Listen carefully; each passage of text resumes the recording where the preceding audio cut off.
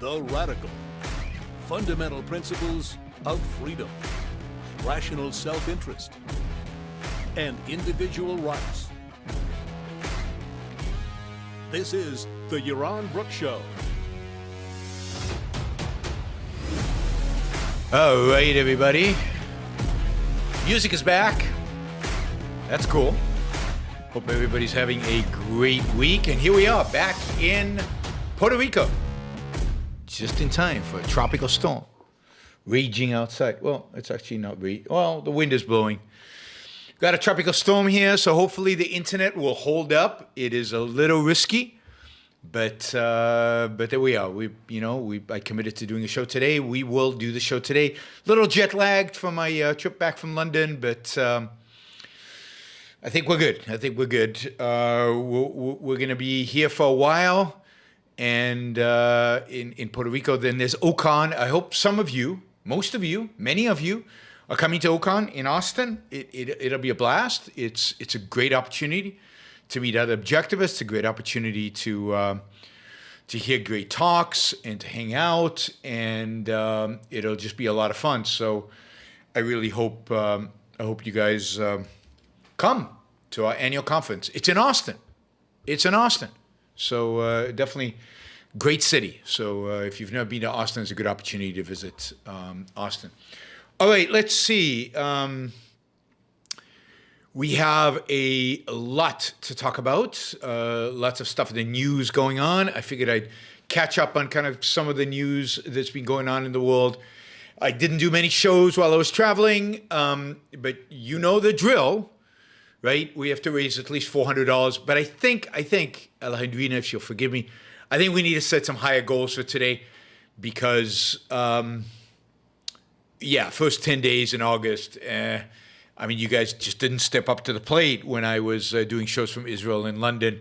I think primarily because of the hour of the day, we're now more normal, although I did do it a little earlier today than usual just because I'm still a little tired.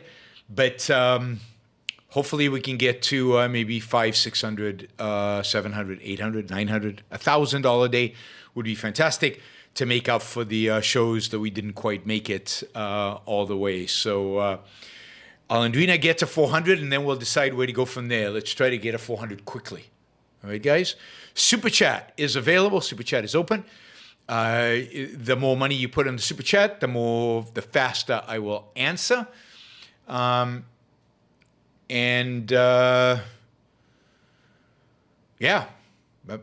it. All right, so we've got two comments. Charlie says, you were great on GB News.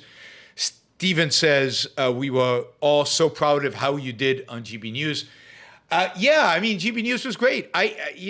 The fact is that I do great television, and it's the nice thing about GB News is that they gave me the time. It wasn't a 2-minute segment on Bill O'Reilly or on Tucker Carlson or something like that, where you bam, bam, bam, you have to do it and then you're out. You could actually develop a thought. Nobody spoke over me, which was pretty amazing.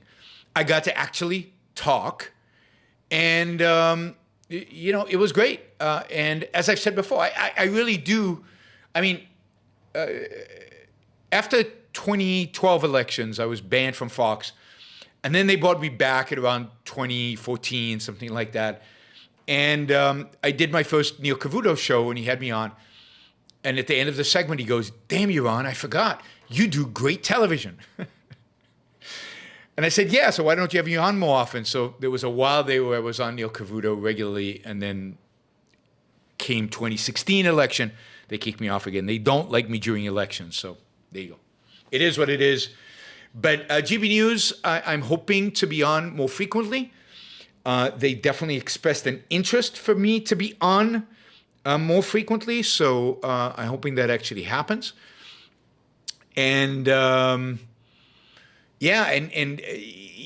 be nice to get more kind of lengthy segments like that and have an opportunity to engage. There are lots of other shows on GB News, but they want me to be the U.S. guy, so we'll see. We'll see if that happens.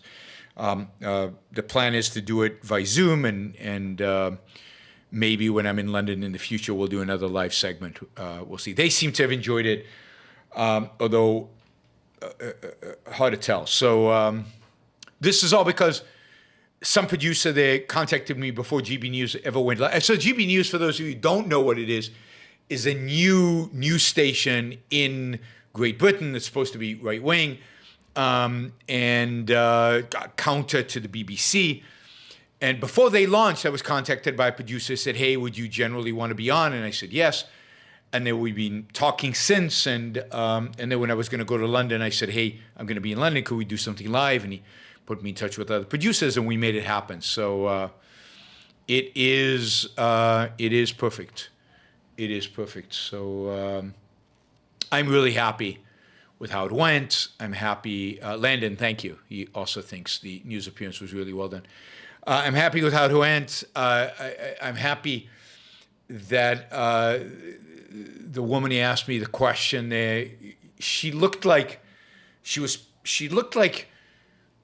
looking at the host as if, and I could tell while this was happening, I was thinking this, it's like, can he really say this? Like, can he say this stuff on colonialism? Is this allowed by the network? And it was like, you're not going to shut him down? What's going on here? You guys, I mean, she was really in distress over the colonialism stuff. Everything else was fine, but then the colonialism completely took her off. So Florida Nick, thank you. Really appreciate that. Also about the GB News. So yeah, it was fun. It was good. I hope you guys have enjoyed it. If you haven't seen it yet, I put up the video of the full show. I put it up last night. So it's available on my YouTube channel. It's doing well. I think reached 3,000 views already, and that's doing well. Also, I wanted to tell you that the interview with Michael Shermer is doing well. It's up at around 7,000 views. It would be great if we could break 10,000. So if you still haven't watched that, please do so. If you still haven't shared it, more importantly, please go and share it. It's a great intro video for people who might be interested in objectivism. Thomas says, it's not like you endorsing colonialism. No, but it was the same thing that happened with Sam Seder.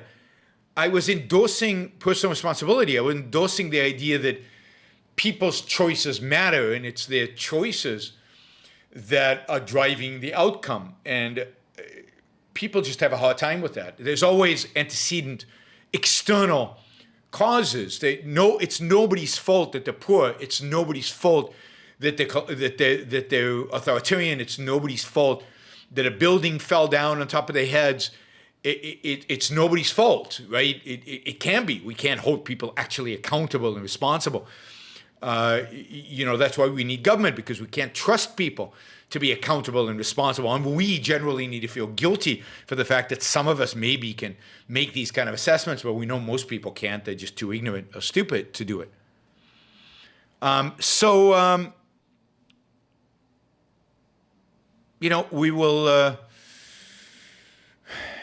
We will see.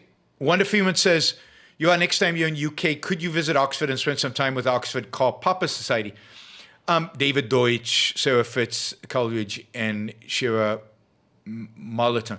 I mean, if you know them and they would like to invite me to do something, like maybe give a talk to the society or interact in some way, I would love to. But it really has to come from them. I don't know them. I have no contact with them.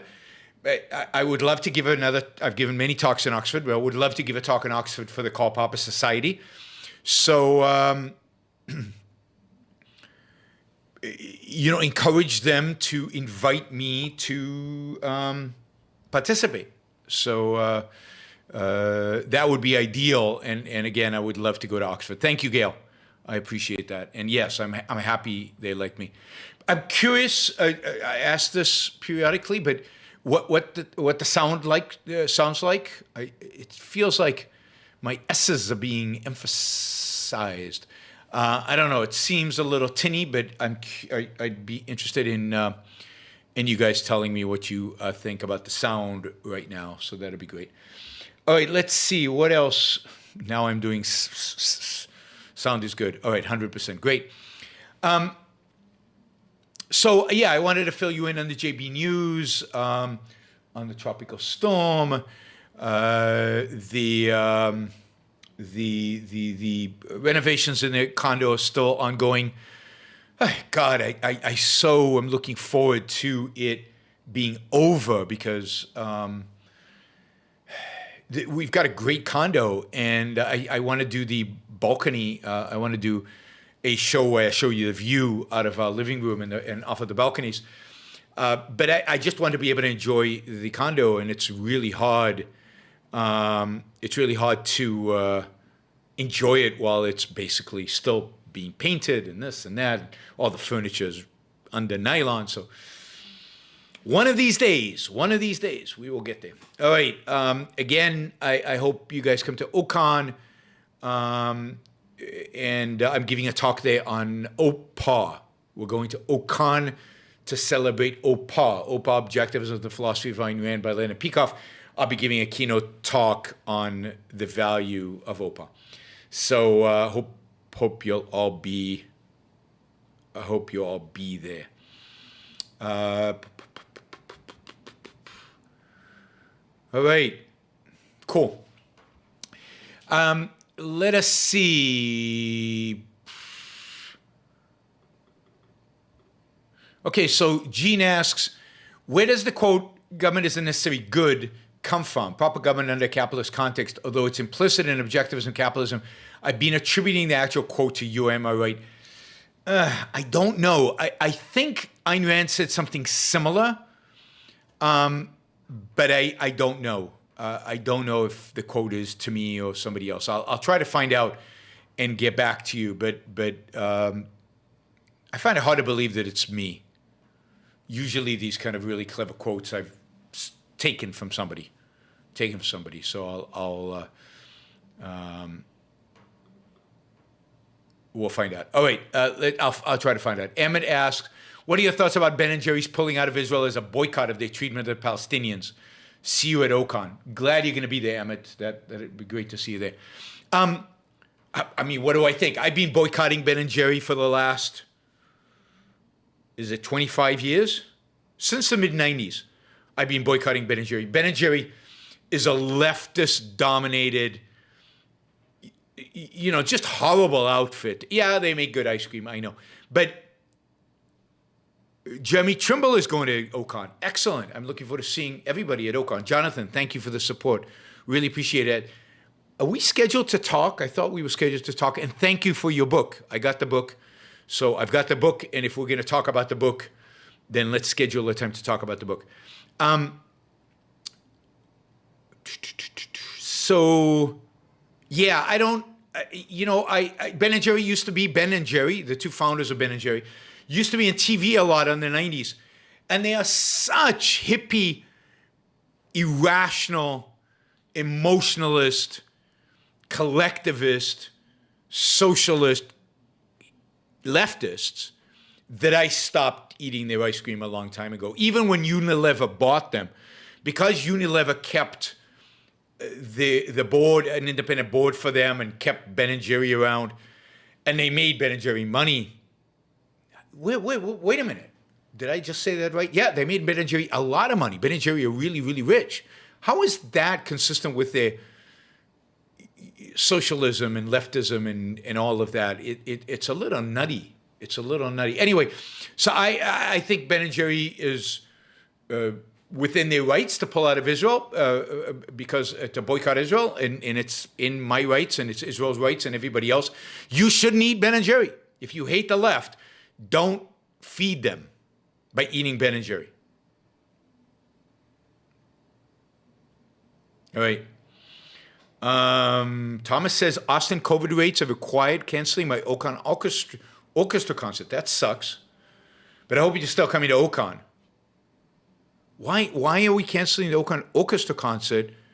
Because of COVID rates? Because of the players? Yeah, I don't know. All right. News to me. Nobody tells me stuff about Okan. All right. Remember to get your answer, your question answered, not your answer question. Your question answered quickly, as Gene and Emmett found out. If you put $20 onto the question, I get them quickly. The others take a little longer. for me to answer. Like 30 shekel is going to take a little longer for me to get to. That is less than $10. All right, Ali, keep going after them. We've got to get big numbers today to compensate. Viewership is up. That's good. People are joining. All right, let's start with, what should we start with? Which depressing news item should we start with? Where is my list of news items? I don't even remember where I put it. But yeah,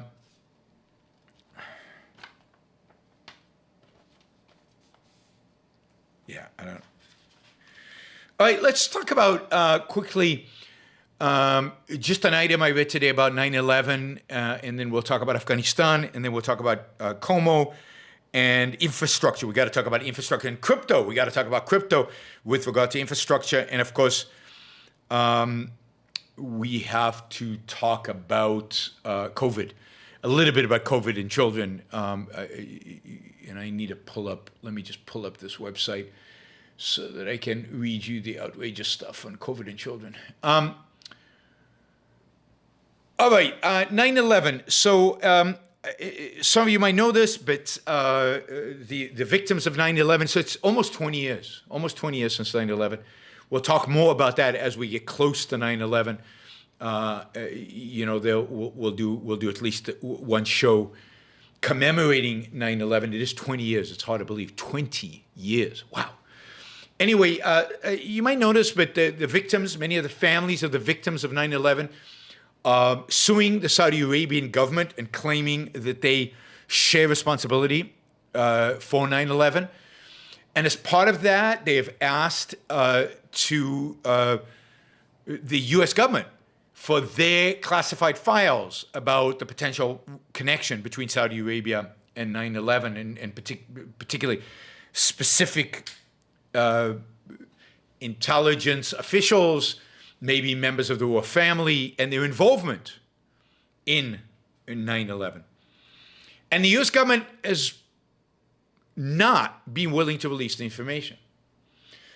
It's all, I guess, top secret, and they are withholding that information from the families.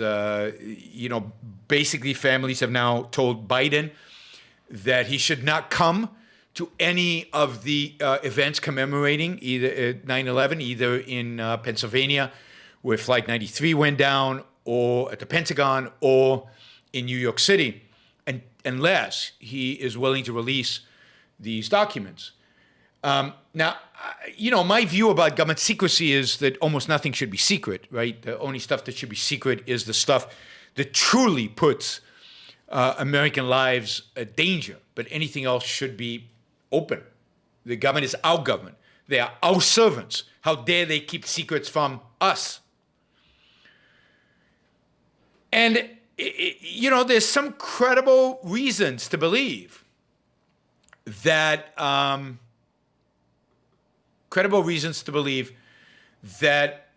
Saudi Arabia did have involvement, whether officially as a government or whether rogue agents within the intelligence agencies in Saudi Arabia. But that Saudi citizens did have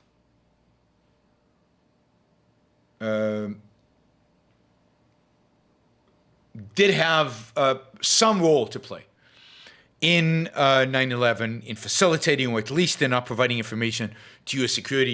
security about what was going on. So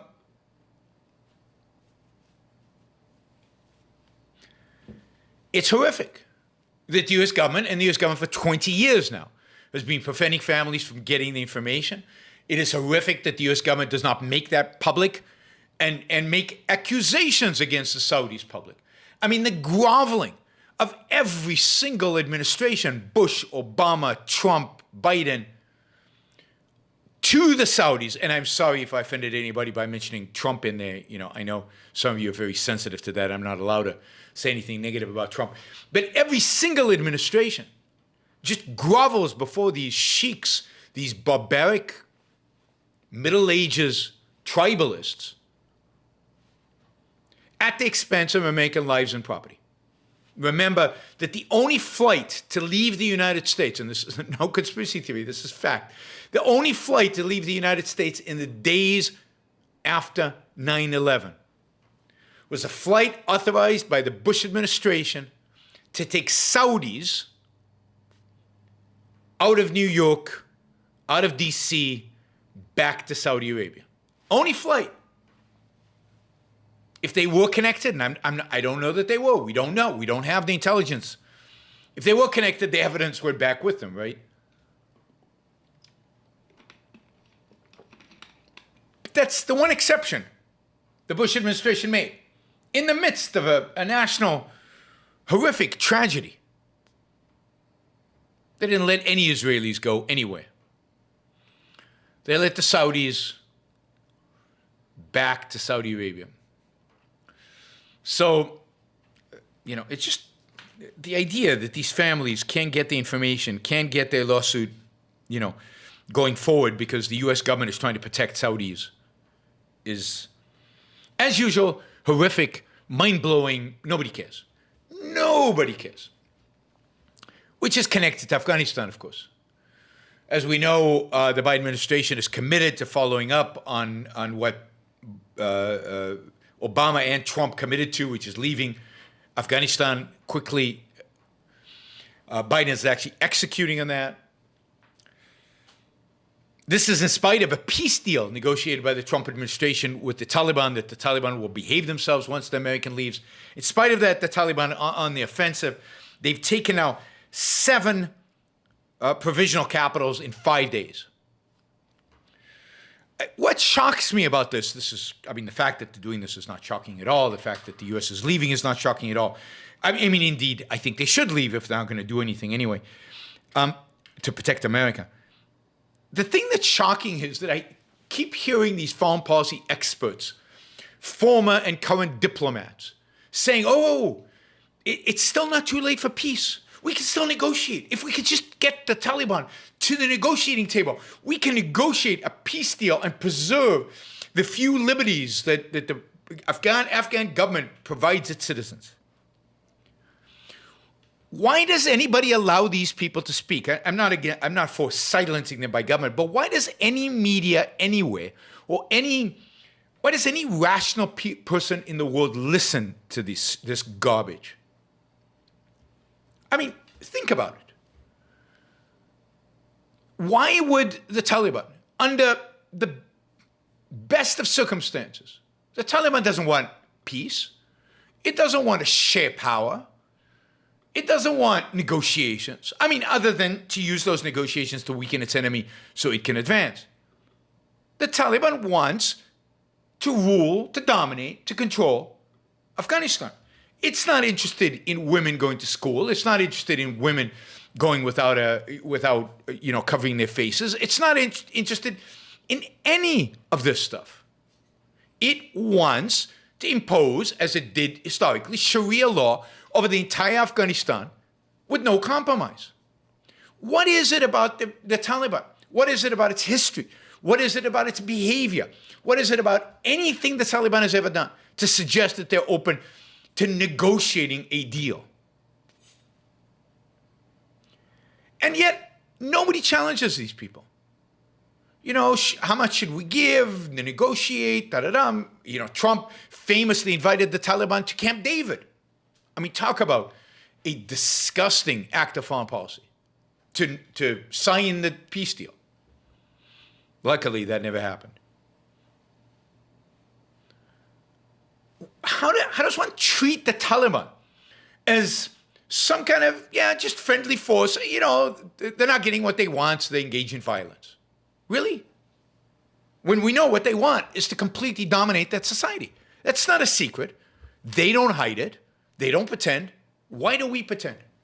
Why do we have to couch everything as they're just rational players? No, they're not rational players. They're religious fanatics who want to control everything and dominate everything and destroy people's lives. Now, I'm not arguing for the U.S. to stay because it's not our job to bring freedom to Afghanistan. But it's shocking to me that anybody thinks you can negotiate with such people. Like, the United States negotiated peace between South and North Vietnam. And Henry Kissinger, the great Henry Kissinger, disgusting human being, the great Henry Kissinger, got a Nobel Prize for peace for negotiating that deal. 6 months after he got the prize, North Vietnam invaded South Vietnam and took them over like that. You remember the helicopters leaving the U.S. Embassy? You don't negotiate with the devil. This is why it was so absurd and insane and nutty and immoral for Trump to negotiate and go and hug and kiss and grovel before the brutal dictator of North Korea. You don't negotiate with evil. You just don't. And when you do, you suffer the consequences. You embolden them. You make them stronger. You make them tougher. So yes, the Taliban has overrun 7 provisional capitals in 5 days. It will, within a few years, dominate 100% of Afghanistan. There will continue to be pockets of, tribes that all fight the Taliban as they were before. There was the Northern Alliance, if you remember, and there might still be a Northern Alliance, but fundamentally, the Taliban will dominate Afghanistan. Now, just to give you a sense of the cost to Afghans of this. Now, note, Afghans will ultimately support the Taliban, but note the cost. Since the United States occupied Afghanistan, infant mortality has been cut in half. Life expectancy in Afghanistan has increased by 6 years.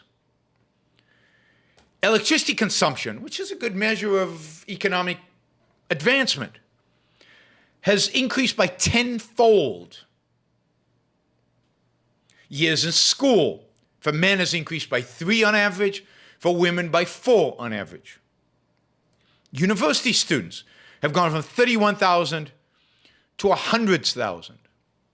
Sorry, 200,000, close to 200,000.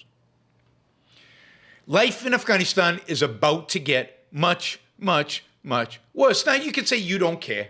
And, I certainly don't care enough to think that American troops should be dying in order to sustain all these advancements. But you have to recognize that these are major advancements, major improvements in the quality of life of Afghans. And it's sad, for me at least, it's sad when I see human society deteriorate, go backwards. It was sad in Venezuela. It's sad anyway it happens. And it's sad to watch Afghanistan go from heading in the right direction, as corrupt and as bad as everything is, heading in the right direction, to going back to the religious fanaticism of the Taliban. And of course, for the United States, this is a tragedy, because what the Taliban rule over Afghanistan means is that a safe haven for Al-Qaeda. Al-Qaeda is not dead, it's not gone. Islamism has not just disappeared into a poof of a thing. They're always there, and now, they've never really had a strong base to operate from. They've been in Pakistan, obviously, that's where Bin Laden was when he was killed. But Pakistan won't let them really execute any missions against us. They're still around, they're still functioning. They're somewhat in North Africa and Iraq and Syria. But Afghanistan's going to be a real base for them. It's going to be their historic base. They're going to start training camps again. I don't know if that'll lead to more terrorism against the U.S. It's hard to tell. But there's a real risk. We're going to see an elevated risk of terrorism against the United States resulting from this handing over the Afghanistan to the Taliban. I mean, as I've said before, the way you hand over Afghanistan, where you leave Afghanistan, is you first spend like a month or two basically destroying the Taliban.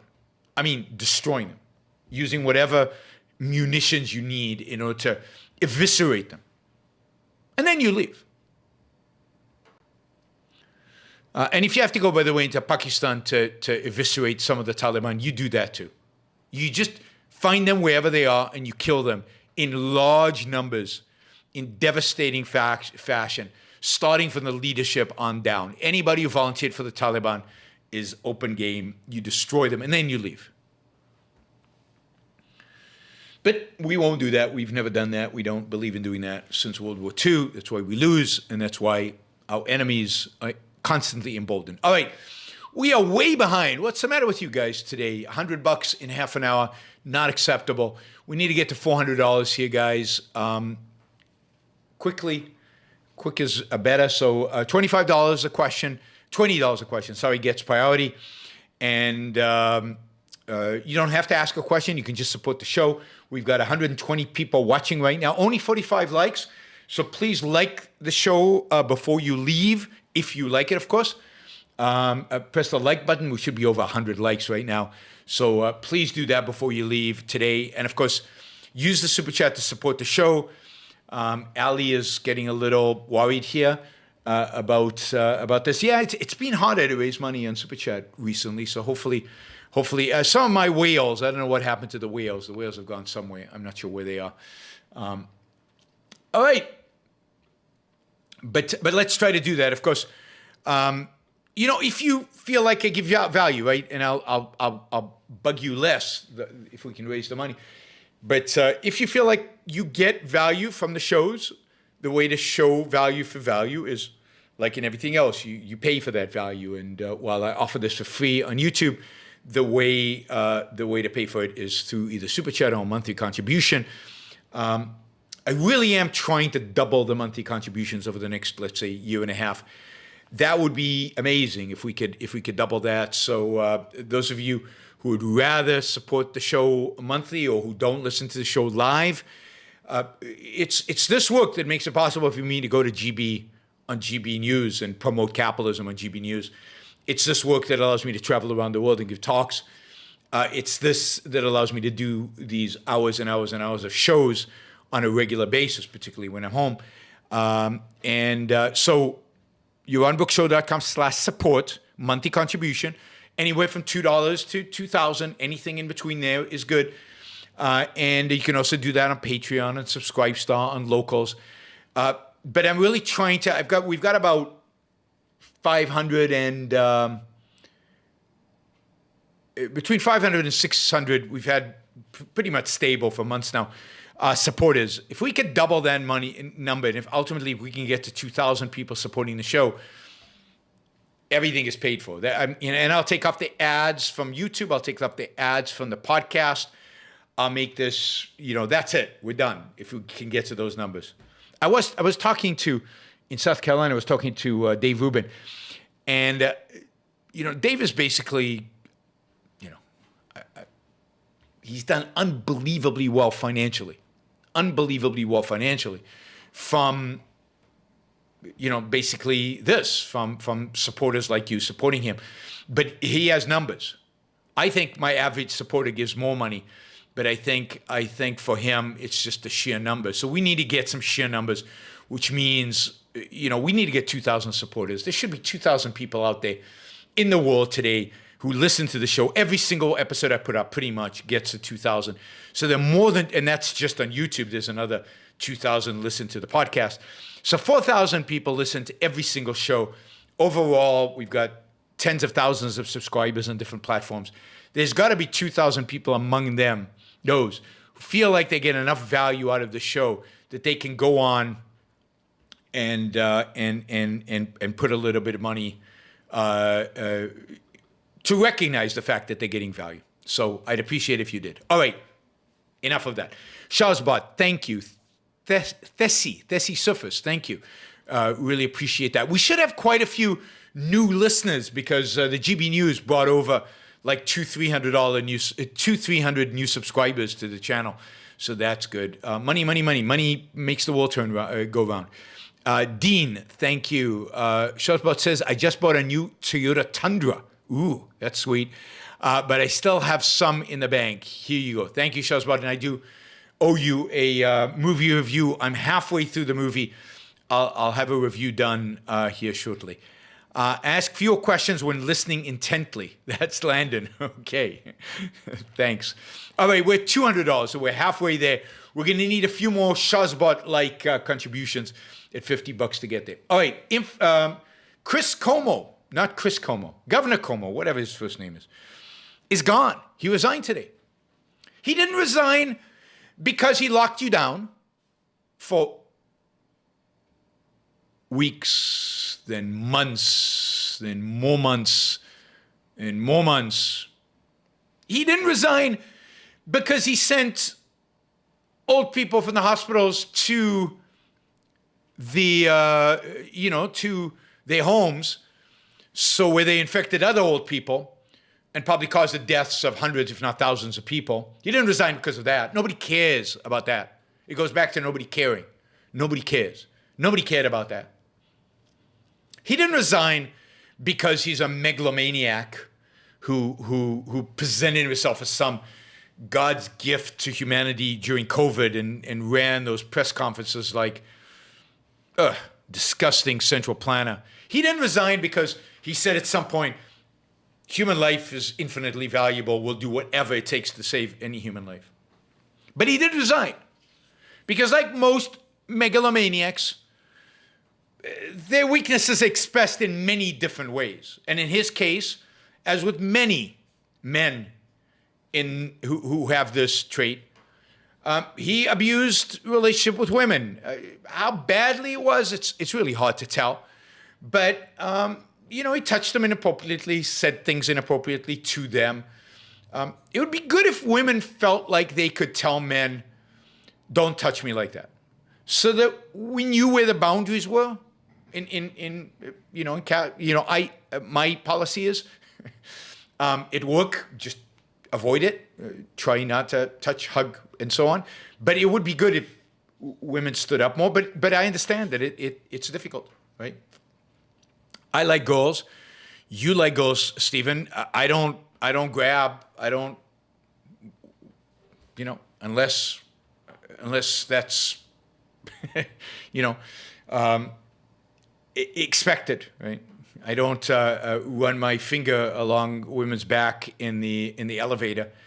I don't nuzzle their ears or whatever the stuff he did. But that's today what gets you fired.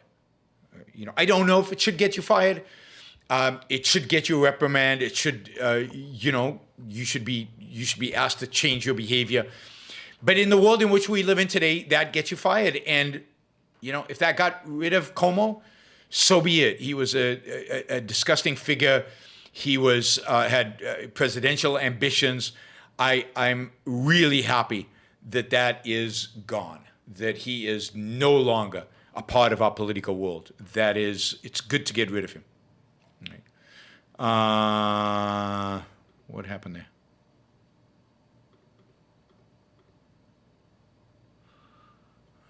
I don't know what happened to your post, Stephen. It kind of disappeared on me there. I didn't hide it. How do I unhide it? Sorry. Yeah, I'm worried that if I touch something, I'll do it. Anyway, it doesn't matter. Thank you, Thessie. That's a little bit more of a support. I really appreciate that. Thank you, Grant. Thank you, OMG Puppies. He says, trots in and deposits a slightly chewed $20 bill. I take slightly chewed $20 bills. I'm still waiting for Hank. Hank promised $100, but he says he'll only give me $100 if I do a Trump rant. I do Trump rants all the time, and I get into trouble. And you just encourage me. You just try to get me to do them. Okay, Steven, thank you for the $20. MH08 found $2 in the couch. I appreciate that the $2 in the couch go to me, and rather than buying a taco or a latte or something. Although I don't think $2 can get you a latte or a taco. All right, let's see. Yes, good riddance, Chris Cuomo. Chris Cuomo? It's not Chris Cuomo. What's the first name of Andrew Cuomo? I mean, it would be nice if Chris Cuomo left with him. If you've ever watched Chris Cuomo, ugh. I don't watch television news because of people like Chris Cuomo. They drive me nuts. They're so dishonest. Andrew Cuomo. Good riddance, Andrew Cuomo. And I've got a whole list of politicians I'd like to resign. There's also they're trying to get rid of Newsom in California. That's going to be interesting to watch, see how that develops and evolves. All right, let's see. Let's talk about infrastructure. So the Senate, bipartisan bill had a bunch of Republicans voted for this. It got 69 votes, so it passed through. The only problem with Biden leaving is then you get Kamala Harris as your president. I'd rather have Biden. Generally, I have a preference. For incompetence. And Biden, well, Biden's sometime incompetent. This infrastructure bill is way too incompetent. Thessie says she bought me pizza on Saturday night at Razi's house. Thank you. Really appreciate that. I appreciate you buying me pizza, although don't tell anybody because I'm not supposed to eat pizza. And but it was nice meeting you on Saturday in London. Infrastructure bill, 1.2 trillion. It's interesting. Some of the media is reporting it as 550 billion. 1.2 trillion dollars. About 550 billion in new spending. So the rest is kind of reallocating and shuffling things around. It was supposed to be revenue neutral. So initially, Biden had proposed increasing corporate tax, but he couldn't get enough support around that. He couldn't get Republicans to vote for it. So he did away with that. Instead, this is what they're doing, basically. They're basically pretending that it's revenue neutral. That's it. It's just, they basically are fantasizing. They're creating an alternative universe in which it's revenue neutral, and they're moving ahead with it. And Republicans are fine with that because Republicans don't really care about deficits. So it's just pretense. Big part of the way they're pretending is like they're saying, there's a bunch of money from COVID stimulus that hasn't been used. We'll use it for this. But wait a minute. The COVID stimulus was not revenue neutral. It was deficit enhancing. And they have a bunch of other things like that. We'll get to the crypto stuff in a minute, but the crypto stuff is scary and useless and stupid. Anyway, let's talk about what's in this thing. We've got $110 billion for roads, bridges, and major infrastructure projects. It's going to be interesting to see how many of those bridges go to nowhere. You remember the bridge to nowhere?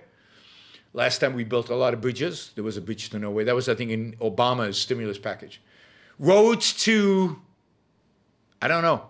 Do you really think this money is going to go to, like, building a tunnel between, I don't know, Orange County and LA so we can actually travel, or actually be used to build roads that people use? I doubt it. A lot of roads to nowhere. Or roads to somewhere that nobody wants to go to. The states will be able to decide how to use this money. So we're basically going to shift the cronyism from the federal government to the state government. And the state will have everybody lobbying, construction companies, asphalt companies, local governments. Everybody's going to be lobbied to get a piece of this.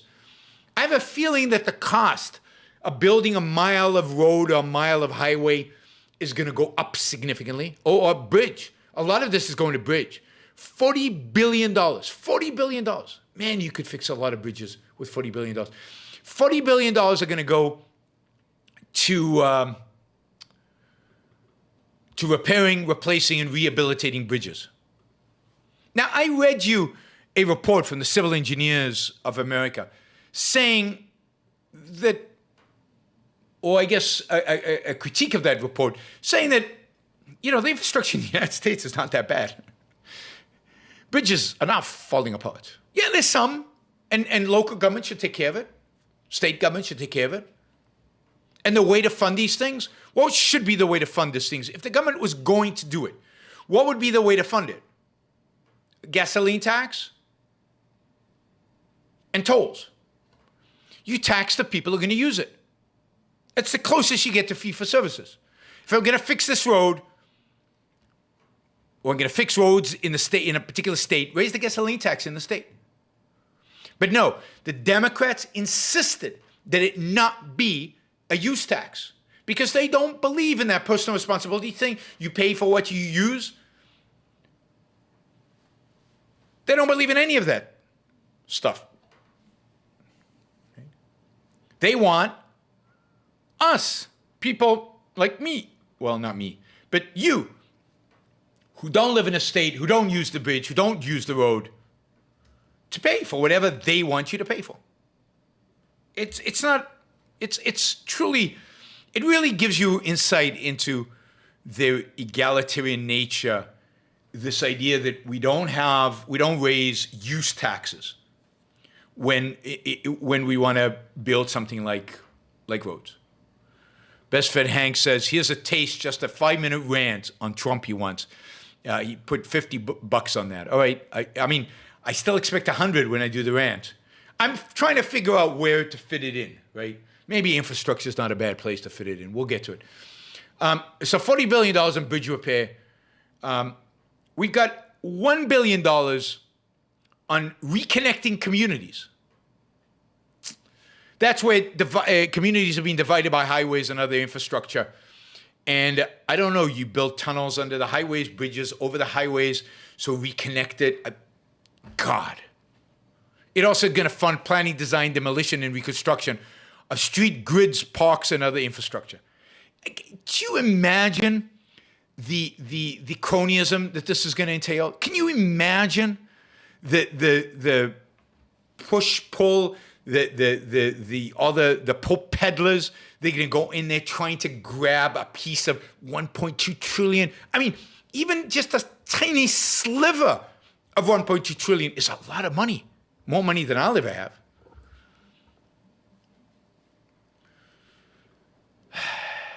They say 20% of the nation's highways and major roads are in poor condition, and 45,000 bridges. Again, bullshit. All excuses to get this money out there. All excuses. You know, where's this money going to go? It's going to go to contractors. It's going to go to unions. It's going to go to state coffers. It's going to go to job creation. It's going to go to high wages.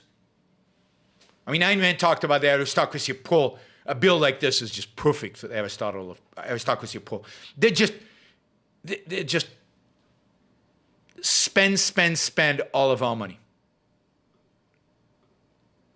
All right, we are past $400, so thank you all. You all stepped up. You all got that really nicely.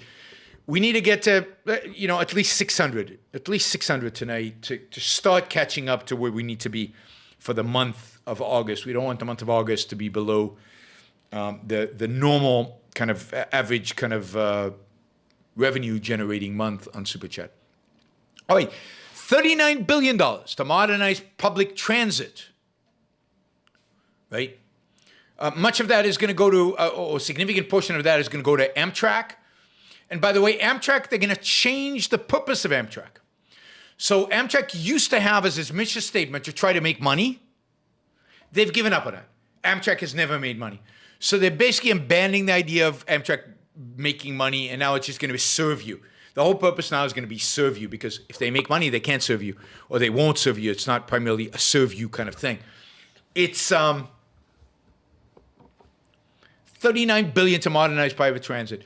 49. No, wait a minute. 66 billion. Oh no, 66 billion. This is an addition. Another 66 billion in passenger and freight train. Why does the U.S. government need to invest in freight trains? Isn't there aren't the freight companies pretty private? What is it about? I mean, talk about cronyism. The train companies are going to get a big chunk of 66 billion, and they're going to get better lines, and they're going to get, and then the left is going to say, see, the only reason we have good trains in America is because the government invested in them. We think we should get a share of the profits.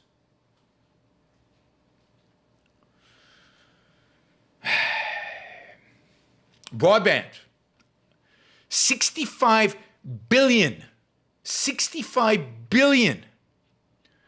to improve the nation's broadband infrastructure. I don't know, isn't Elon Musk putting satellites into the sky to improve the global broadband infrastructure? Like, I in Puerto Rico have great broadband. We're enjoying it right now. Yeah. Don't stop, please. But no, the government has to step in. 65 billion. By the way, Elon Musk is going to get some of those 65 billion, because if he can show that some of the satellites he's putting up there to provide internet to poor people, to people generally, if poor people use it, the government will give him money. They will subsidize it. $65 billion to provide internet for bridges that go nowhere, highways that go, for rural places. And this will allow people to work from home, from anywhere they want. So it's good, right? This is how they're using your money. Broadband is a profitable business. Let me just say this.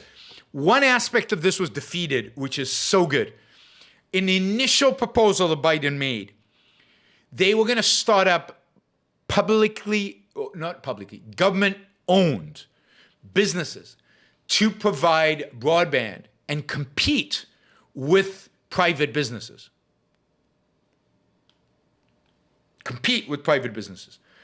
Here, instead of doing that, and the left is furious that they're not doing this. They want public entities to compete with the private sector. Here what they're doing is they're just basically subsidizing the private sector. It's raining money, but not in my direction.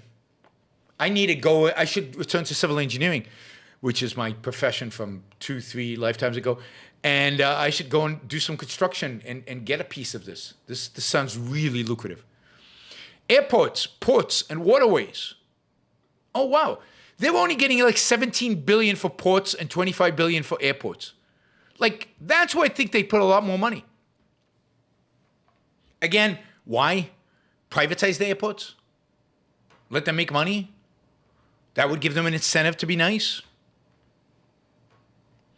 And then 7.5 billion for low-emission buses and ferries. That's good. That's good. I don't know where the electricity will come from. Another 7.5 billion to build a nationwide network of plug-in electric vehicle chargers. Why isn't there a profit motive to do that? If we're all going to be driving electric cars, you'd think that the private sector would want to build this plug-in electric vehicle chargers.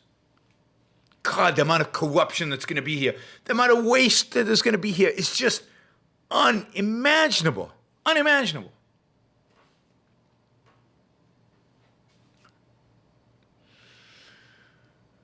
Oh, and then we haven't even reached power and water systems. 65 billion to rebuild the electric grid, 55 billion to upgrade water infrastructure,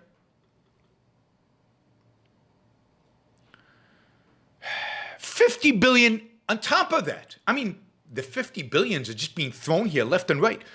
We'll go towards making the system more resilient, protecting it from drought, floods, cyber attacks, and that. Cyber attacks. Again, how successful do you think they're going to be at that?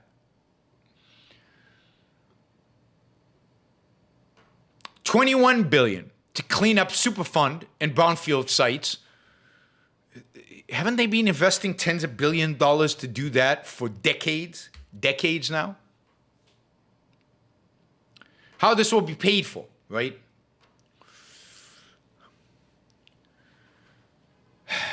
They're going to add 350 billion. The CBO said that this is going to add 350 billion to the deficit. Congress said, we don't agree with the CBO. So how do they pretend they're going to raise money for this, right?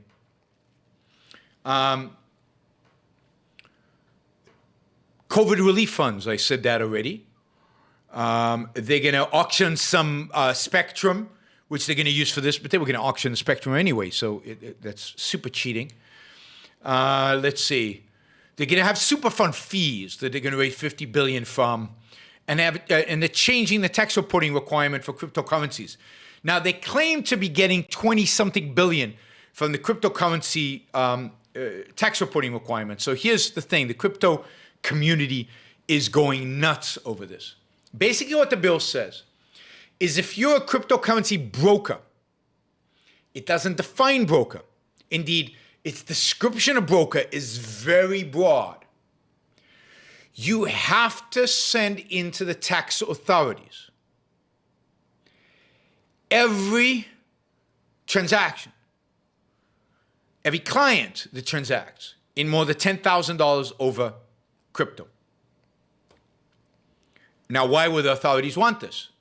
To make sure all you crypto traders are paying your fair, so-called fair share of taxes. So the idea is they're going to collect $20+ billion from all the taxes that they haven't collected because people are being not declaring their gains from crypto, because now the brokers will have to declare it. The problem is that what this is going to do is going to load up the whole crypto system with bureaucracy. They're going to have to create accounting rules, reporting protocols for everything. Anonymity goes out the window because every transaction, $10,000 or more, has to have the names, addresses reported to the IRS. Crypto community is going nuts. They lobbied heavily to get this excluded. As a consequence, there was an amendment to the bill proposed to change it. That amendment failed. The bill is going to the House of Representatives as is. What this will mainly do is move most cryptocurrencies offshore. All it'll do is destroy jobs, take away business, and move the whole thing offshore. So they're never going to see the $20 billion they think they are. They're dreaming. They're dreaming. So this is where we are. This is where we are. Oh, more savings are going to come from delaying a Trump administration rule about Medicare and Medicaid. How drugs are priced and paid for in Medicare and Medicaid. They're delaying it until 2026, and that counts as a saving. They also are predicting that the infrastructure bill itself will generate $56 billion in economic growth, which is taxable. And that'll generate revenue, right? 33% return on investment, they expect. 33% return on investment. All right, now that is nuts. The return on investment on this is probably going to be negative, given the efficiency with which the money will be deployed, given the efficiency of choosing infrastructure projects. They're not going to be chosen based on production or productivity. If it gets any positive return on investment, if you can even calculate it, it will be very low, but it was much more likely to be negative. The whole thing is it's just mythology and pretend and fantasy economics and fantasy politics, and everybody buys it. And I don't know, 20 Republicans voted for this or 19 Republicans voted for this. It's just disgusting. And of course, and here you go, best friend Hank, just for you. And of course, this has been a bipartisan issue from the beginning, right? Trump came up to office in 2016 advocating for an infrastructure bill. He wanted to spend $2 to $3 trillion in an infrastructure bill. Indeed, his major complaint about this bill is it's too small. It's not big enough. I mean, what Trump did to the Republican Party is it made it a leftist party when it comes to economics. It made it a party of central planning. It made it a party of industrial policy. So why is it the role of the national federal government to spend trillions of dollars on infrastructure when that infrastructure is best spent by the people who actually use the infrastructure? Ideally private, but if it's not private, then it should be the states. Why not use things like gasoline taxes to raise the revenue for it? But Trump made it so that it's completely acceptable for, and indeed required, I think, even though Trump was against this particular bill, for Republicans to rally around an infrastructure bill. Because if Trump wasn't against an infrastructure bill, then this must be good. And the Trump supporters all love this kind of stuff. This is the government doing good things. How? Where? It's how the American people, particularly the American people who used to be members of the Tea Party, who used to be limited government conservatives, who used to be fiscal hawks, cared about deficits.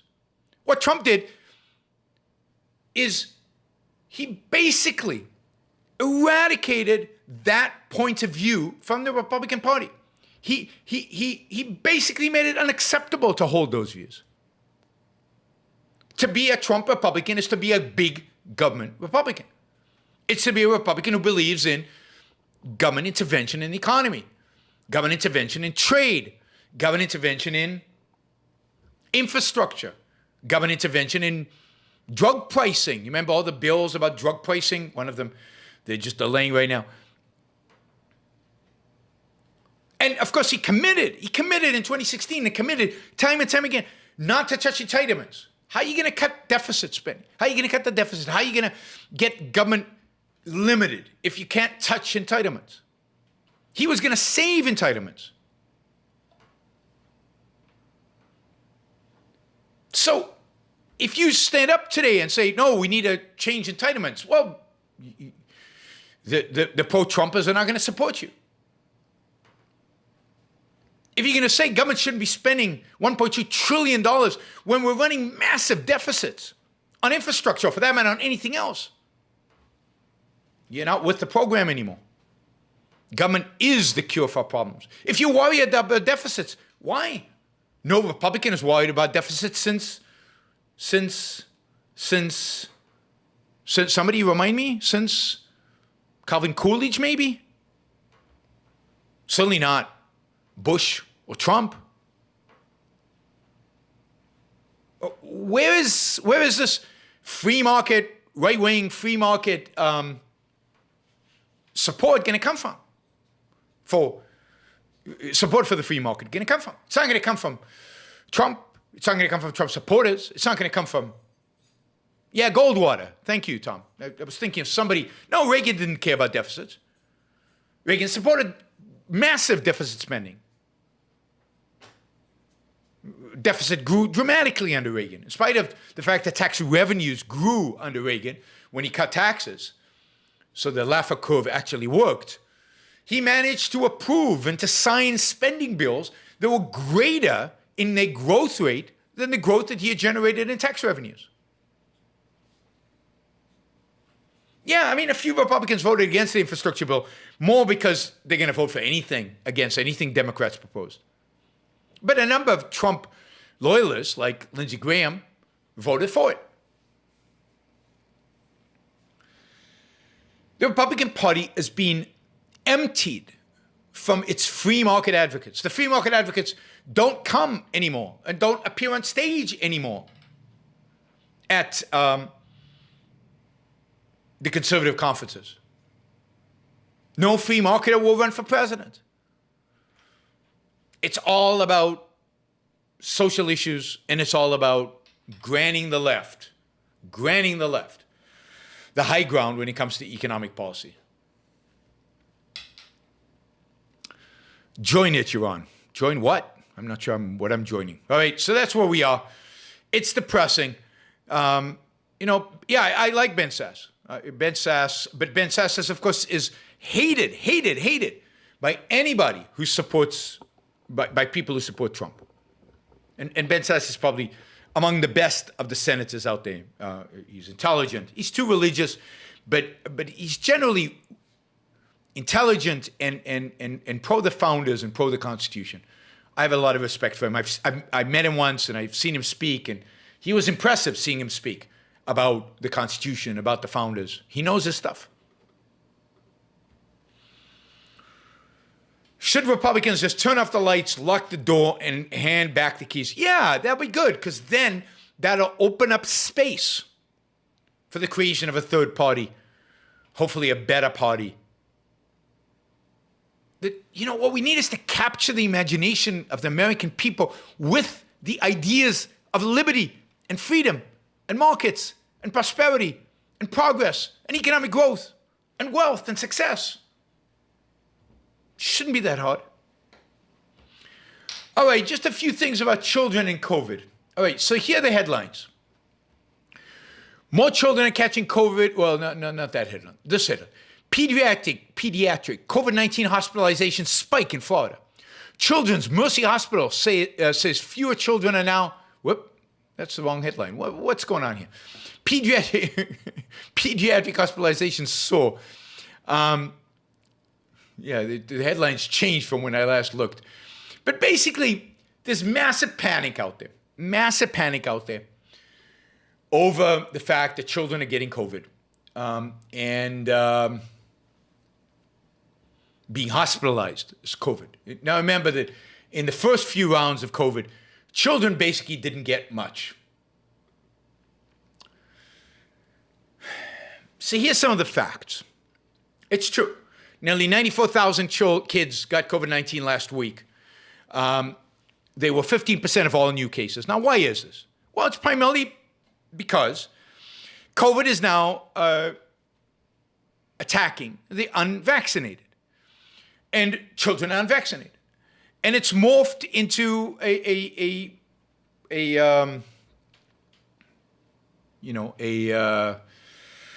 virus that is very effective in terms of getting unvaccinated, getting unvaccinated people COVID, and indeed some vaccinated people, but primarily the unvaccinated.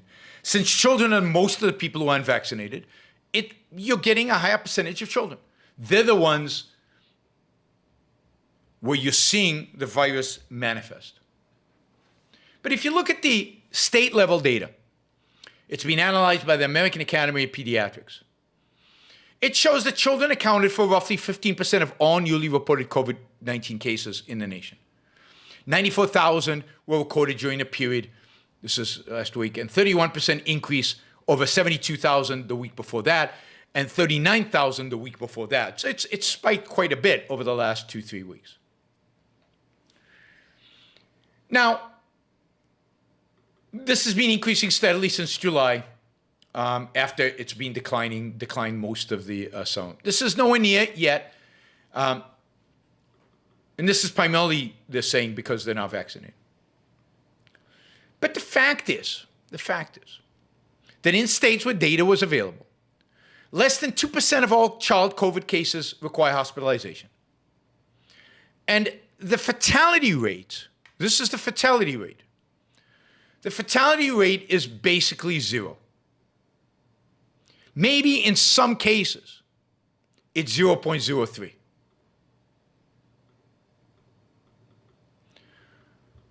It's not true. 95% of new Israeli patients were vaccinated. That's just not true. I was just in Israel.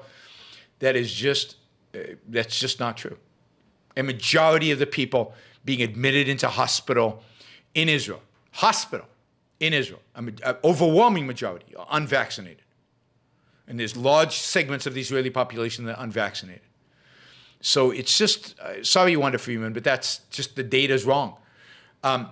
It might be true that 95% of new Israeli cases are vaccinated, but that's irrelevant because what's happening is you take, parents are taking their kids in to get vaccinations now. Israel is vaccinating children. And when they go in, they get tested. And they're discovering a lot of non-symptomatic cases in vaccinated people of COVID. Who cares? The fatality rate among children is between 0 and 0.03%. That's not 3%. That's 0.03%. Basically zero.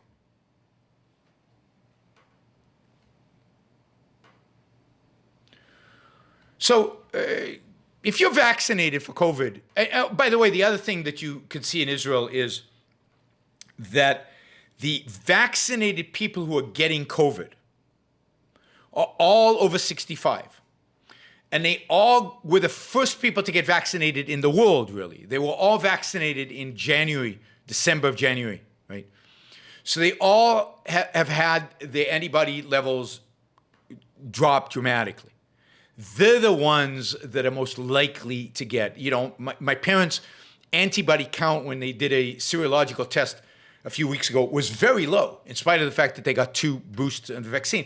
For some reason, their body it's not functioning right. They're old, right? They're in their 80s.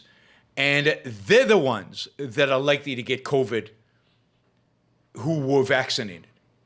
If you're recently vaccinated, if you're young and vaccinated, if you're healthy and vaccinated, you're fine. The chances of you going to hospital are almost zero. My parents just got their third shot, so they got a vaccine boost about a week ago, which is fine because they need to get those antibodies up so they can cope. All right. Let's see. We're at $631, so I really, really appreciate you getting us where we need to go. Thank you to best friend Hank, who put up $150 for my rant, more than I expected, but thank you. Really appreciate that. And that really helped us get to the number we needed to get to today. Of course, we can keep going. There's no reason we can't get to $1,000. You know, we as I said, there's a lot to make up for. All right, we got all that, and I'm going to move to Q&A. I just want to say, don't believe the news. Don't believe the media. There's a lot of hype to scare you. There's a lot of hype to scare people. The situation with children is mostly fine. You know, that doesn't alleviate the concern you have if you're a parent and your child has COVID.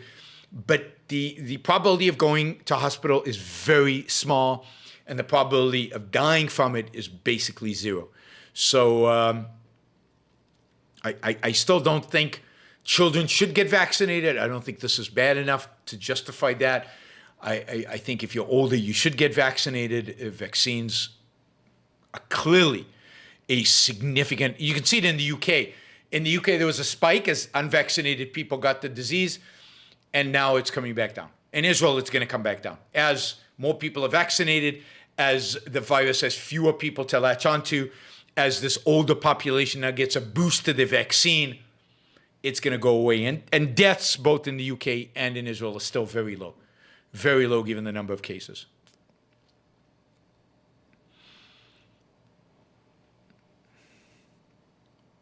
Again, the 60% hospitalization for COVID in UK, double vaccinated according to Chief.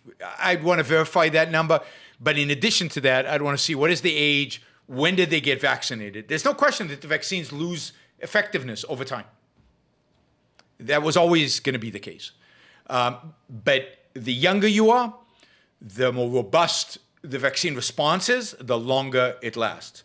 My antibody rate number was like 192, which is pretty high.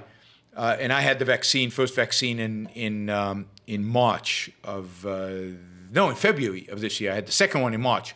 So it's holding up pretty well, hopefully to stay high for a long time.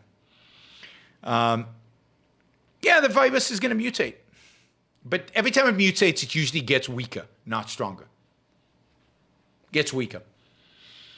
All right, let's see. All right, let's do the $20 Super Chat questions. Dean, who put up enough shkalim to count as $20. Heard you talk about the idea that Israel should stay majority Jewish as long as the anti-Semitism still exists. Aren't Jews in the U.S. protected? Can you expand on that? He says, I'm trying to put my money where my mouth is, just don't have a lot of it. Haha. Keep up the great work. Thanks, Dean. Yes, Jews in the United States are relatively protected, but I don't know, when we become more authoritarian, are Jews going to be protected? The left, the far left is violently anti-Semitic. It hates Jews. You see that. You really see that all over the place in the left's literature and the left's advocacy. But I think that's true also among significant elements on the far right. There's anti-Semitism. There's a hatred of bankers and Wall Street with a tinge of anti-Semitism. Anti-Semitism is alive and well all over the world. It's alive and well in the American left. It's alive and well in the American right. Jews are still, I believe, in danger. They still cannot take their eye off the ball, even if you don't consider yourself a Jew, as I don't, in a sense. It doesn't matter what you consider yourself. it's doesn't matter what, you consider yourself. It's more an issue of what they consider you.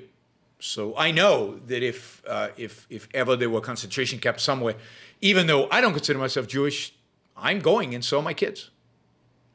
So having a place to run to is a value. Of course, Israel needs to stay majority Jewish as long as there are people who want to destroy it, who want to wipe it out. And there are people who want to wipe it out. And part of its self-defense strategy is that. That is not the case with the United States, and it's not even the case with Europe. Not anyway to the extent of that. All right, let's see.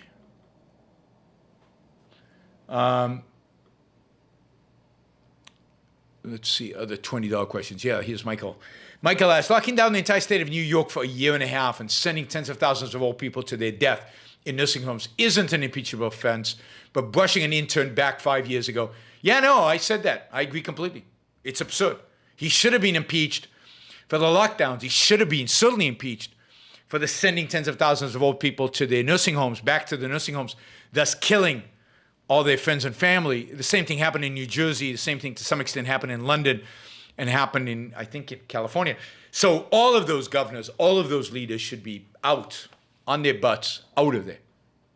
It's absurd that we would tolerate that. But we do, just like we tolerated the deaths of soldiers in Afghanistan. We don't care. Just like we tolerate injustice all over the world.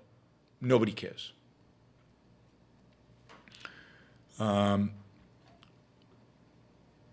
Applejack asks, what question would you send anonymously to my woke corporation's open and honest discussion on privilege?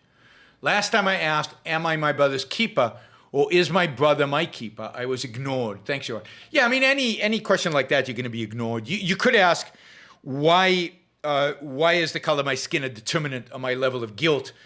I did not own slaves. I have not been discriminated. I have not discriminated against anybody. I have not been a racist.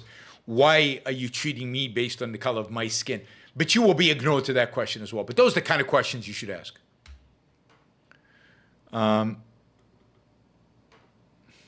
Let's see. Oh, Vinny asks, Australian dollars, but I'll count it as if it's 20. Out of all the English-speaking nations in the world, which one has the most open and free employment market? Lack of a minimum wage, limited regulations, etc. Of the English-speaking world, I would have said New Zealand before COVID, but New Zealand with its massive, stupid lockdowns and its pretense that it can somehow keep the island locked down and will never, so that people will never get COVID in New Zealand. Just absurd. But New Zealand has, or had, I don't know if they've changed, some of the most free market economic policies among the English-speaking nations. Ireland is pretty free market these days. I think more than the UK in the Economic Freedom Index.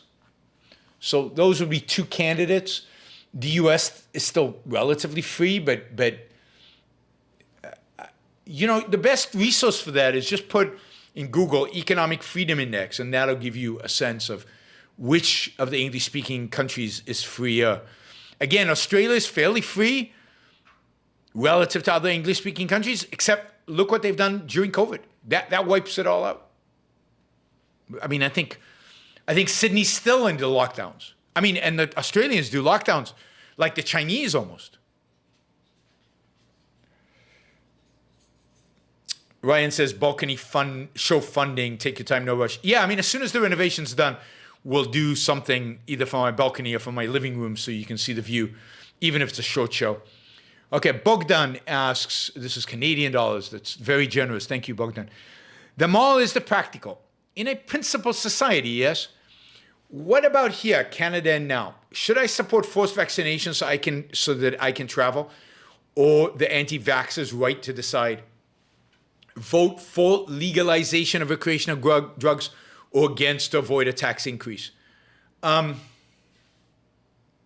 I mean, voting for these things is very difficult today. I try to vote the principle as much as I can, even if it means a short-term hit. because the long-term consequences of abandoning principles are far more expensive. So no, no forced vaccination, because if you do, yes, you'll be able to travel in the short run, but in the long run, once you accept that principle, you're going to be screwed in one way or another. Same with legalizing drugs. You should, yes, legalize drugs. I actually think I think if you vote for legalizing drugs, recreational drugs, it should increase tax revenue for the government, so your taxes should be lower. But I always try to vote for the principled approach, to the extent that you can. And if you can't, then I don't vote on that proposition, on that issue. Because long term, if you don't, you suffer the consequences of not. All right, let's see. Other $20 best fit. Hank, thank you for the $150. Ryan, have you heard of the Three Body Problem novels by Xing Liu, something like that? It is a mix of science fiction and philosophy that is very engaging and thought-provoking. It's a story of survival by using the mind. Welcome back from London. Thanks. I have heard of them. I think I've downloaded the first one. I think it's a trilogy. I think I downloaded the first one on my iPad. I started reading it and didn't get into it. But I've heard really good things about it. So at some point, I'm going to try it again. Because it looked like it would be quite interesting. But I just didn't get into the plot. I didn't get into the characters. But I have heard really good things about it. Thomas Schubaum, $20, thank you. You once said to me in a private conversation that Thomas Sowell was America's greatest public intellectual. Still admire him, I do greatly. Wow, I can't even remember that. Yeah, public intellectual in terms of the popular ones, the ones, I'm not talking about the objectivist public intellectuals, the non-objectivist ones. Yeah, I think Thomas Sowell is, if not the greatest, certainly one of the greatest. I do admire him. I admire his courage. He often stands up, given that he's black, given that he's an economist, he often takes unpopular stands and sticks to them and is very good. Now, there are other public intellectuals today in other fields, not in economics, who do, I think, good work in particular areas. Sam Harris in certain areas, Stephen Pinker in other areas. But Thomas Sowell, from a liberty perspective, is above and beyond this. The challenge with Sowell is, of course, his conservatism, which undermines ultimately a lot of what he does.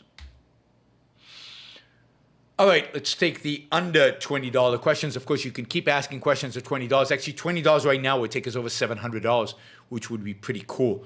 Ali would be very happy if that happened. James asked, have you ever been to Montana? Yes, I have. Have you ever been anywhere in the past 5 years closer to freedom economically, socially? Socially, Montana. Yeah, I mean, Montana's about as free as a state can be. It's not as free as Florida, from everything I read. Florida has similar taxes and yet regulates less than Montana. Hard to believe, but Florida regulates less than Montana. On the Economic Freedom Index of states, Florida ranks number 1. Montana probably ranks in the top 5, but I'm not sure exactly where.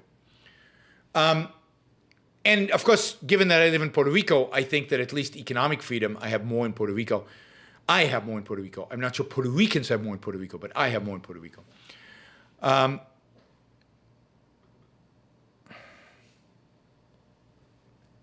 Is the U.S. following the Chinese model? Yes, I think it is.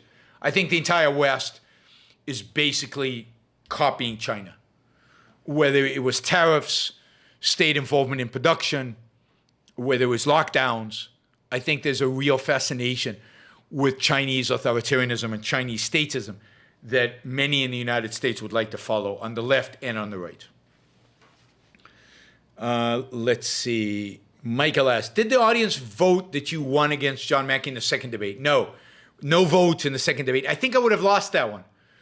John did better than me, I think, in the second debate, but there was no vote. And once you hit the 10 million mark, why stay in a dump like Puerto Rico? Well, because I actually like this dump. So that's one.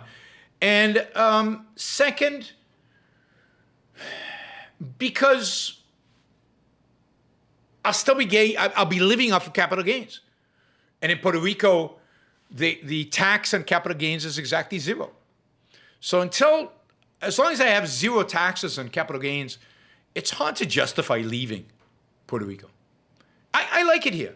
I mean, there's certain things that are dumpy about Puerto Rico. There's certain things that are wonderful about Puerto Rico. The food is wonderful. I enjoy restaurants in Puerto Rico more than I enjoyed them in Southern California, at least in Orange County, which is fairly boring, I acknowledge, but maybe it's better in LA. But I wouldn't want to live in LA. And I have the beaches here are wonderful and the people are friendly. I like Puerto Rico. What can I say? It's not for everybody. It's rough. But I come from Israel. I come from a little rough. I come from a little, no rounded corners. Jacob asks, I know the moral is the practical, but how would you respond when a coworker distorts reality, gets promoted, and says all the right words, play the long game, look elsewhere, or some other advice? I mean, I definitely think you should consider looking elsewhere. If this is the kind of company you work for that promotes people like that. But look, the moral is the practical. Doesn't mean that in every case, justice is achieved. It means that over time in your life, following a moral course will lead to happiness. Indeed, it's the only way to lead to happiness. It even says that your coworker who distorted reality will lose from the promotion, will be unhappy, will be unsuccessful, and that the company that promotes bad people is going to lose long term. So the moral in the practical isn't case by case by case by case by case by case. It's the big picture. So you need to figure out if this is the policy of the company. Look somewhere else. If you think playing the long game will be successful at this company, play it. But look, I can't guarantee what any particular individual says. The moral is the practical didn't prevent millions of people being killed by Hitler, even moral, good people. Bad people exist out there. Bad actions exist out there, and they can hit good people and destroy good people. So don't take them all as the practical as always and in every case and all the time and no matter what I do. Right? Ryan, thank you for the support. I appreciate it. All right. Oh, here's a $20 question from Stephen. What do you think of the idea of splurging? Is it rational by definition or can it irrational by definition? Can it be rational? I don't see why it can't be rational. Splurging, I mean, what does splurging mean?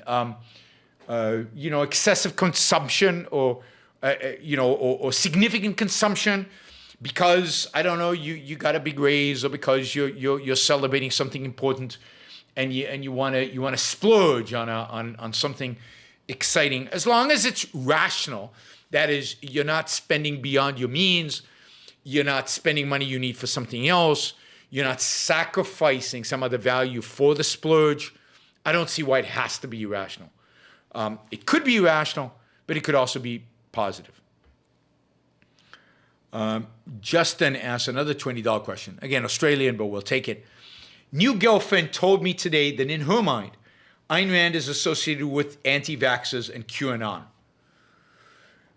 Finding it difficult to convince her that objectivism does not align with such movement. Have her watch my show where I condemn everybody. Again, I said this in 2015. I said, if Trump wins, Ayn Rand will be associated with the worst people. And that's true. Because Trump was associating people's minds with Ayn Rand because he said something about the Fountainhead and because he hired a lot of people for his cabinet who loved Atlas Shrugged. And he was associated with capitalism and freedom and Ayn Rand. And that then led to the association with the Trump supporters who are QAnon and anti-vaxxers, some Trump supporters, not all of them. And that is a disaster. That is an absolute disaster. So have a watch my show where I talk about the horrors of Trump and why anti-vaxxing is irrational. And I show my support for vaccinations all the time. My parents, as I said, just got their third boost, their first boost, the third vaccine shot, which I was very supportive of. I'd been vaccinated, so there's no relation between Ayn Rand and anti-vaxxers. And no, Ken, I'm not going to try to convince you. I really don't care. All right, let's see.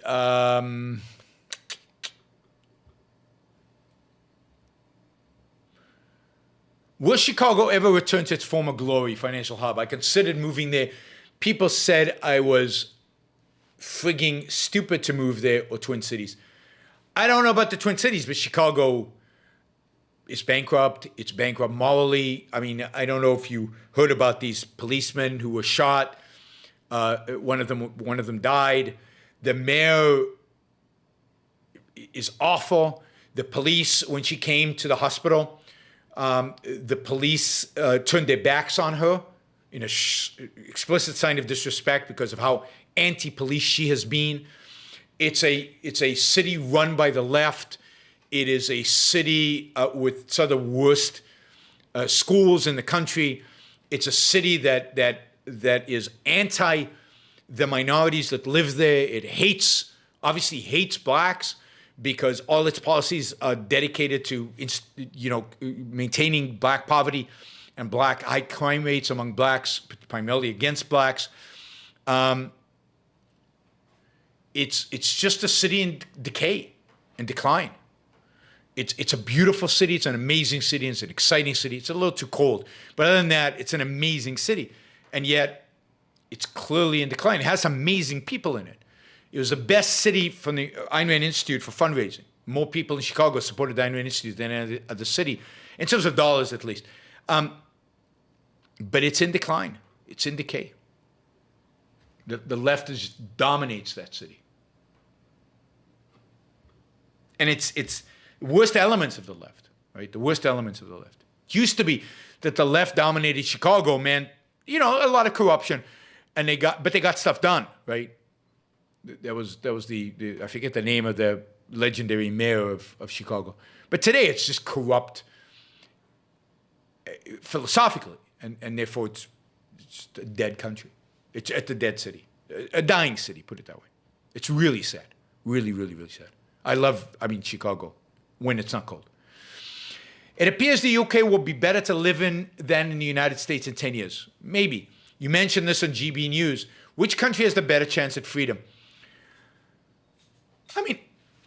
I don't know. I suspect it's the UK, because I think that educational system is better. It's a smaller country. You can have more impact there. You can have more influence there.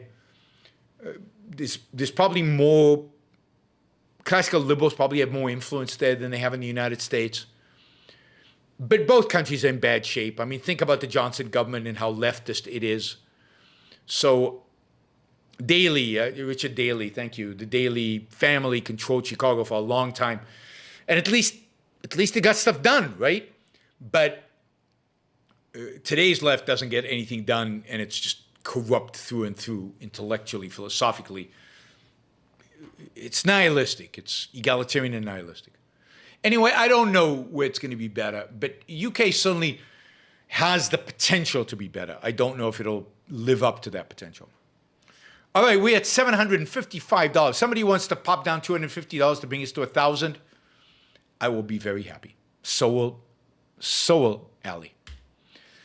Okay, James asks, you've mentioned Calvin Coolidge a few times. Will you do a show on him or your favorite president? I'm curious which presidents, vice presidents you learned from. I haven't learned from any president or vice president except the Founding Fathers. And Lincoln, maybe. But I probably won't do a whole show on Calvin Coolidge. I mean, he was good, but he wasn't great. But he was a good president in a few respects. I might do a show sometime on presidents. Maybe I'll bring in somebody who's actually an expert on it, because I'm not. I think Cleveland was very good. But then the people I learned from are the founders, and that's pretty much it. Thessie asks, can you organize a debate between you and Ben and Jerry? No. I mean, no. Ben and Jerry would never debate me. And they're rich. They're so rich. Why would they care? What interest would they have? It wouldn't happen. They wouldn't do it. Hyper Reason asks, why don't you start a Discord for Objectives community to chat and you can receive feedback, ideas to grow the show? Do it. It's because it's too much work. I've got at least 2 careers as it stands, and I just don't have time to add another social media platform, another platform to monitor and control and so on. But you can do it. Any one of you can start a Discord channel for the Objectives community. Call it the Iran Book Show Discord channel, and then give me feedback based on what is said on the channel. OMG puppies, some liberal friends think GOP are planning a fascist revolution. They celebrate Trump voters dying from COVID. They talk about putting unvaxxed into camps. Seems news is radicalizing them, but why? Who wants that? Everybody wants the radicalization. The radicalization works on all fronts. Some of these leftists are truly disgusting human beings, and they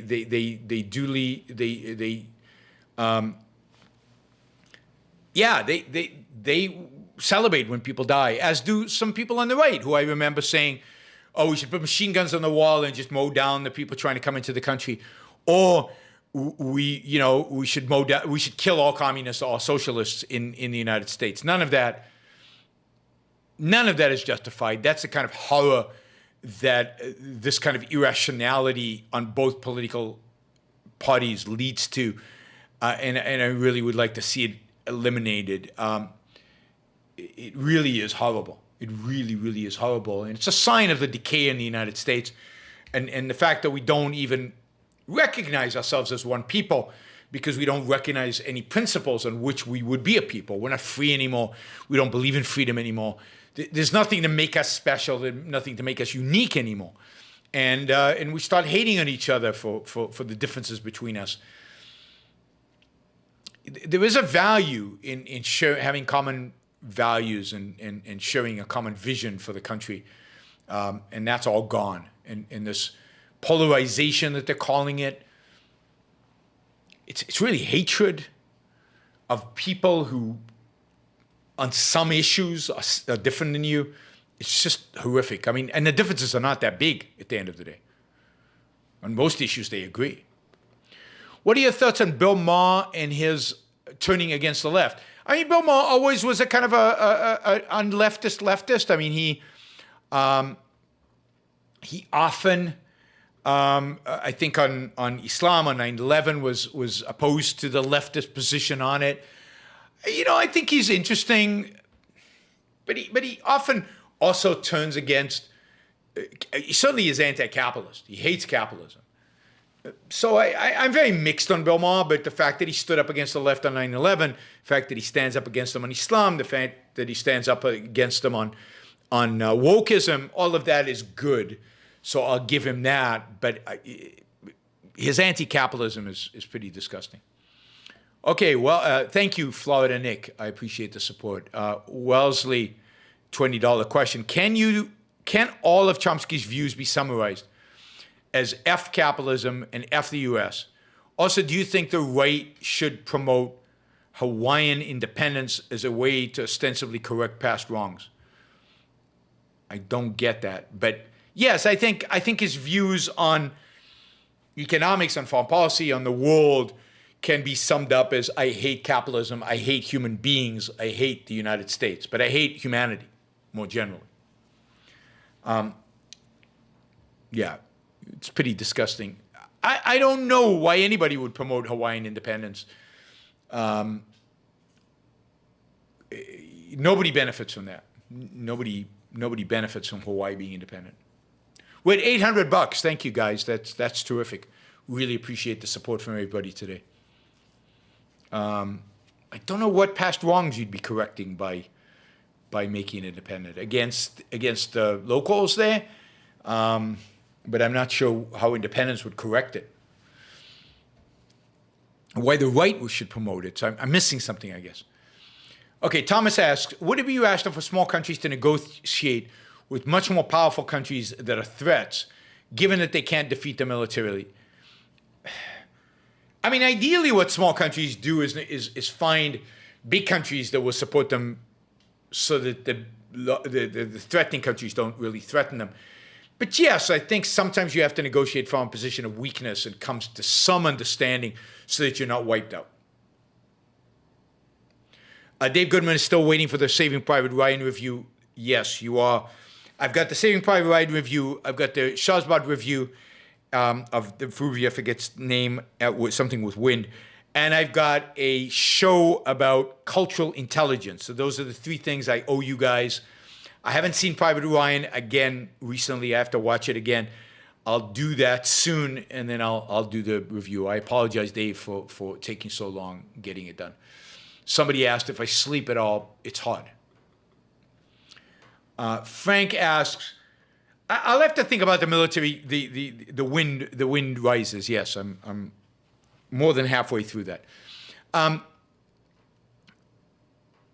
have to think about the small nation negotiating. I'll give you my thoughts at some point. All right, let's see. Frank asked, Jetty Lee's mom recently passed away at age 95. His parents were Holocaust survivors. Rush might have never existed if they had died in the camps. Yeah, I mean, a lot wouldn't have existed. Did you ever visit Auschwitz? Michael asked. No, I've never visited Auschwitz. Never intend to visit Auschwitz. I get it. I get the Holocaust. I get what happened. I grew up on it, in a sense. I've seen a million documentaries. I've been to Holocaust museums.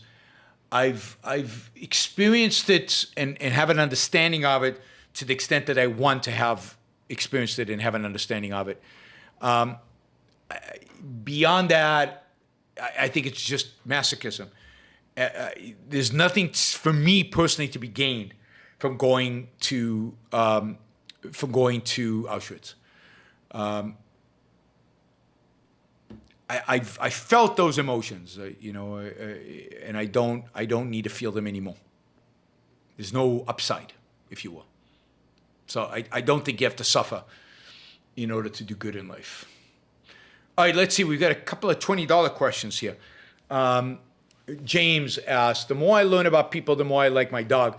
Did you ever think of getting a dog? No, I don't like animals. Have you ever considered taking a break or living in a cabin to get away from the world? Yes, but not a cabin. I want to live in a luxury house in Santorini with a view of the crater. That would be, for 6 months, do nothing, read books, write maybe. Being off the grid sounds good sometimes. Yeah, Santorini, that's my place for going off the grid. I would like to do that, but not in a cabin. It would have to be nice. It'd have to be a nice place. I don't particularly like pets. I don't mind them. If other people have them, I don't want to take care of them. I don't want to clean up after them. I certainly don't want to get a cow. I don't want a dog. I don't want a cat. I have no interest in any of them. And I like people. I still like people. Don't like all people. I like a few people. I like to hang out with a few people I like, and that's about it. And that's plenty for me. Kyle asks, does the U.S. owe protection to the Afghans who supported U.S. forces in Afghanistan, who are now in danger in Afghanistan for having helped us? I think so. I mean, they don't technically owe them anything, but I think it's the right thing to do is to provide them with that protection. Given our immigration laws make it very difficult to get into the country, I think we should definitely allow these people in and to emigrate and to become American citizens if that's what they want. So absolutely, I think we should do that. I mean, I believe we should allow a lot more people to come in. Santorini, Greece. Yes, Santorini, Greece. Okay, Michael asked, did you ever read Plato's Republic? I did a long time ago. The idea of equality of material outcomes doesn't come from Marx, it's from Plato. Absolutely. Read The Cave and the Light, you can see how all of bad modern ideas are basically derived in one way or another from Plato. So is the idea of re-education concentration camps. Absolutely. I mean, Plato's Republic is quite a work. And it predicts all these forms of authoritarianism. They're all spin-offs from Plato and his Republic. Florida Nick writes, I've thought about throwing out my B&J ice cream, but I also remember Ayn Rand saying something about not being a martyr, so I didn't. Don't throw it out, but just don't buy new ones. Eat it. Enjoy it. Enjoy the fact that you, as a anti-Ben Jerry and anti-everything they believe in, are enjoying their ice cream and will never buy from them again. Emilio writes, hi, Yaron. Have you seen the new series from the creators of Fauda's Hit and Run? It premiered on August 7th on Netflix, and it's phenomenal. I have not, but it's on my list. It's that and what was the other one? Lasso. Those are the two shows I'm watching. James asked, hey, do not forget about my video. Yes, the spider's web, tax havens, and how the UK are actually stronger than the US for finance because of these places. On my list, I will get to it, I promise. If someone was selling affordable 3D printing copies of the David that was indistinguishable from the real thing, would you buy one? Yes. Yeah, yes, why not? There's no copyright or anything. I don't think you can get that because you just can't get that effect of marble, that translucent, just effect of life that's in there, and then the knowledge that it was Michelangelo that carved that, his own hands, his own mind created this. Wow. All right, everybody. We're almost 2 hours. It's a long night. The texture of the marble, the light in the marble, you can't reproduce that. All right. Thanks, everybody. Really appreciate the support. Don't forget to like the show before you leave. Don't forget to become a monthly supporter of the Wrong Book Show. That really, really, really helps fund all my activity from doing that great GB News interview, to the talks I give all over the world, to the many, many debates I do online. I just did another debate with a libertarian today for the the Ayn Rand Center UK. I do so many things and so many hours of these shows. The best way to support the shows, it's nice to do Super Chat. It's fantastic to do Super Chat. But the best way to do the shows is through a monthly contribution, a monthly steady, knowable contribution. You can do that in youronbookshow.com/support. I would love to be able to get to 1,000 and then 2,000 supporters. So please, if you're not supporting the show right now, please consider becoming one. And I will see you all on Thursday. We've got a Q&A, a supporters Q&A. If you want to join the Q&A, you become a monthly supporter at $25 or more a month, and you can join the Q&A. James, thank you. Get a turtle. I don't want a turtle. No turtles.